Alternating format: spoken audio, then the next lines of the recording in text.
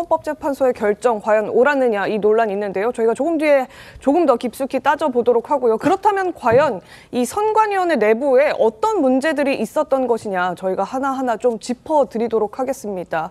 말씀드린 것처럼 어느 곳보다 법과 헌법에 따라서 공정하고 또 엄격한 기준을 들이대야 할 선관위에서 내 딸 그리고 내 아들을 뽑아달라 이렇게 아빠 찬스 논란을 주도한 당사자 바로 선관위 내부의 최고위직 인사들이었습니다. 지금 보여드리고 있습니다. 김세환 전 사무총장의 아들은요. 자격 요건을 조작하고 부당하게 추가적으로 합격을 시키고 또 이러한 인사 특혜를 입은 의혹을 받고 있죠. 박찬진 전 사무총장의 딸도 있습니다. 면접위원회 평가표를 조작했고요. 송봉섭 전 사무차장의 딸은 비공개 또 비경쟁 채용에 응하도록 해서 그러니까 다인수로 같이 이제 면접을 보고 그중에 경쟁을 거쳐서 딸을 채용시키는 이런 방식도 아니라 비공개 비경쟁 그러니까 한 명을 뽑겠다고 해서 그 한 명의 딸을 지원하도록 하고 그 딸을 임명시키는 이런 절차를 밟았다고 하는 겁니다. 심지어 김세환 전 사무총장의 아들 같은 경우에는 더 기가 막힙니다. 자, 인력 수요가 없었는데도 불구하고 경력직 채용을 지시했고 그리고 김세환 전 사무총장의 아들이 여기에 응시를 합니다. 그리고 면접봤던 사람들도 인천 선관위에 면접봤던 사람들도 김 전 사무총장과 같이 근무한 이력이 있는 사람들로 다 채워졌다. 결국 결과는 불보듯 뻔하죠.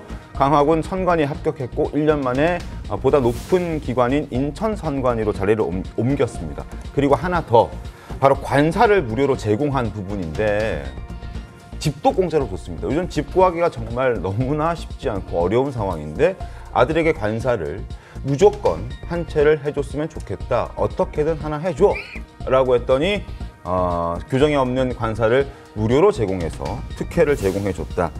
이런 말도 안 되는 일들이 선관위에서는 그동안 무수히 많이 벌어졌던 겁니다. 특히나 이 김세환 전 사무총장 아들 문제는 어제 오늘 불거진 얘기가 아니었죠. 그 아들이 선관위 내부에서 어느 정도의 위세를 얻었던 상황인 건지 그 당시 선관위 관계자 이야기를 직접 들려드리겠습니다. 중앙에서 하는 연구단 같은 거에 참여도 많이 하고 이랬던 사람. 왕관님 오셨다면서. 때문에 당시에 선관위 내부에서는 왕자님이 오셨다라는 얘기가 공공연하게 나올 정도였다고 합니다. 이게 엄청 옛날 과거의 일도 아닙니다. 2020년의 일이거든요. 김기영 대변인님 어떻게 좀 보셨습니까? 이게 가장 큰 문제는 뭐냐면 그 선관위가 어떤 일을 하는 곳입니까? 선거를 통해서 어떻게 보면 국민의 어떤 대표를 뽑는 기관 아닙니까? 네? 뽑을 수 있는 어떤 업무를 도와주는 거잖아요. 근데 자체적으로 사람을 경쟁해서 뽑는 그 과정을 하는 그 자체는 본인들 마음대로 했다는 거 아닙니까? 네. 그러니까 선거를 통해서 사람을 뽑는 그거에 대해서 하는 기관이 자체적으로 사람을 뽑을 때는 마음대로 엉망진창으로 뽑았다는 것 자체가 전혀 공정과는 거리가 맞습니다. 먼.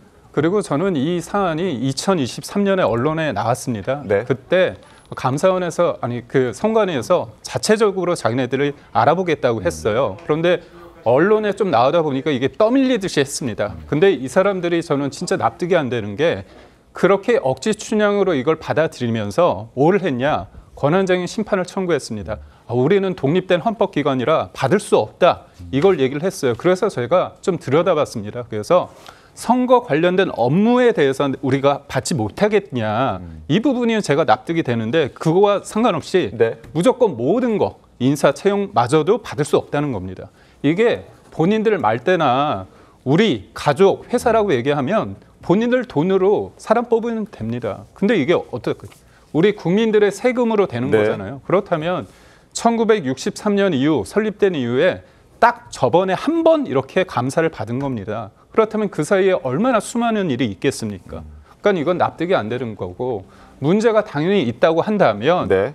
헌재가 그런 결정을 할 수 없다고 보는데 헌재는 제가 볼 때는 그런 것 같습니다. 비유가 그럴 수 있지만 헌재도 거기 구성원들이 판사분들이 계시지 않습니까? 네. 선관위도 그 정점은 판사분들이 계십니다. 근데 이분들이 생각할 때 현실보다는 본인들이 생각하는 그 법전 위의 어떤 문구 그런 거를 굉장히 도식적으로 어떻게 보면 그냥 그거 하나하나에 그냥 매여 있다 보니까 네. 현실을 좀 외면하는 거 아닌가 그런 생각을 해봅니다. 알겠습니다. 김기용 대변인의 개인적인 의견을 좀 들어봤습니다. 네, 그 선관위 사무총장의 아들은 설명드린 것처럼 왕자님이라고 불리고 다른 사무차장의 딸도 선관위에 특혜 채용된 사례가 있다고 해서 저희가 하나 더 소개해드리도록 하겠습니다. 송봉섭 전 선관위 사무차장의 딸입니다. 착하고 성실하다. 원래는 이 딸이 충남의 공무원이었다고 합니다. 그런데 충북의 선관위에 좀 채용을 시켜주고 싶다라는 아버지의 의중이 있었던 것이죠. 이 아버지, 내 딸이라서 그런 것이 아니라 정말 착하고 성실하다 이런 얘기를 충북 선관위 담당자 A씨에게 전화통화로 얘기를 했다고 하는데요. 그래서 결국에는 충북 단양에 있는 선거관리위원회 경력직 공무원으로 추천을 받아서 결국에는 임용이 됐다고 합니다. 이 추천 차장이 직접 담당자에게 인사 담당자에게 청탁을 한 이런 사례입니다. 김주일 대변인, 누구 딸인들 착하고 성실하지 않은 사람이 있을까 싶습니다. 내 딸 당연히 착하고 성실하다라고 얘기할 것 같은데 직접 인사 담당자에게 사무차장이 이런 전화를 했다고 하면 담당자 입장에서는 그냥 외면하기 어려운 상황인 거잖아요. 당연하죠. 매우 부적절한 처신이다. 이게 그 압력으로 당연히 느껴질 것이고 이런 전화 통화를 받으면 상급기관에서 그 어떤 연락을 받으면 네. 상급기관에서는 그에 맞춰서 움직여야 된다라는 어떤 그런 생각을 가질 수밖에 없는 이런 상황이기 때문에 이런 부분들에 대해서 선관위가 질타를 받는 것은 또 저 역시 선관위의 잘못된 행태에 대해서 매우 크게 비판적으로 말씀을 좀 드릴 수밖에 없는데 네. 지금 이 선관위가 뭔가 이 개혁이 필요하다라는 부분에 대해서는 모두가 공감하는 부분이에요. 네. 그런 개혁을 앞으로 어떻게 해낼 것인가. 중앙선거관리위원회의 독립성은 독립성대로 보장을 해주면서 그 안에서 어떤 인사와 관련된 부분이라든지 아니면 행정과 관련된 부분에 있어서 이 그 감시와 공공의 감시와 견제를 받는 부분 이것은 필요한데 이 부분에 대해서는 지금 입법적인 불비된 부분이 사실 좀 있긴 네. 있는 것 같고요. 네. 중앙선거관리위원회 같은 경우에는 국회 행안위로부터 1년에 한 번씩 국정감사를 받고 있지 않습니까? 네. 그럼에도 불구하고 이런 부분들이 걸러지지 못한 이런 그 문제점이 어디에서 기인되어 있는가? 이게 내부의 감시 시스템 또는 내부 고발 시스템이나 이런 것들이 완전히 무너져 있다면 이런 것들을 어떤 방식으로 다시 바르게 세워낼 것인가 하는 부분에 대해서는 이번에 큰 숙제가 중앙선거관리위원회에 떨어진 것이다. 이렇게 보여집니다.